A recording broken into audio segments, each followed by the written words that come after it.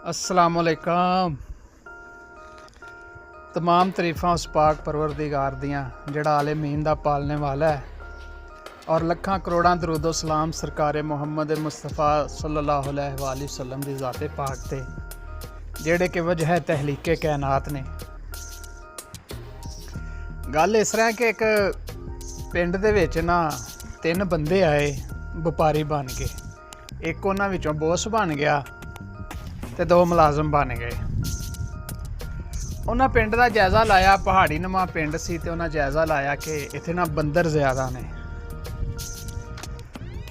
उन्हें ऐलान किया, उन्हें आख्या कि यार जिहड़ा बंदा एक बंदर देगा ना उन्होंने 100 रुपया दिता जाएगा, बंदर फड़ के लियाओ।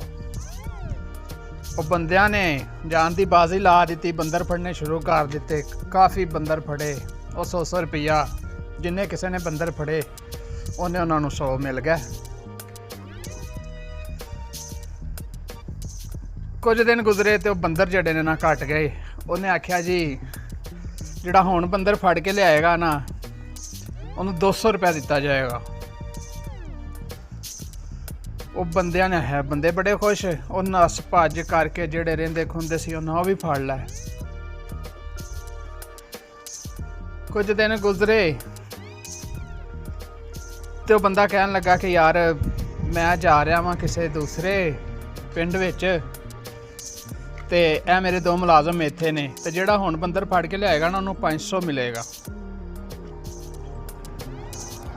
उन्हें तेरी कोशिश की मगर बंदर ना नज़र ना आन। ते वो मुलाजमान ने उन्होंने आख्या यार गल सुनो मेरी, साडा बोस ते गया चल है ते एहो ही बंदर असीं तुहानूं ना 300 दे विच दे दिंदे आ, ते तुसीं जदों साडा बोस आए उही उन्होंने 500 दा तुसीं वेच देना। वो सारे बड़े खुश होए। उन्हें जनाब 300 का जोड़ा बंदर इन्हें खरीद लिया, जिन्नी अपनी जमा पूंजी सी ना सारी ला दी। ते वो हुण 1 दिन लंघिया, 2 दिन लंघिया, बोस आया ही नहीं है। वो बाहर आके उन्हें वेख्या उस जगह ते आन, ना ही उत्थे कोई बंदे ते ना ही कोई मुलाजम ते ना ही कोई गल ते ना कोई बात। वो लैके पैसे ते रफू चक्कर। गल करन दा मकसद है कि लालच बुरी बला है ते लालच तो बचो।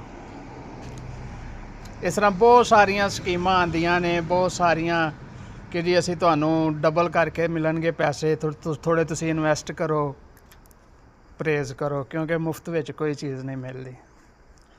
Thank you so much. अल्लाह हाफिज़, गॉड ब्लैस यू। दुआवां च याद रखिया जी।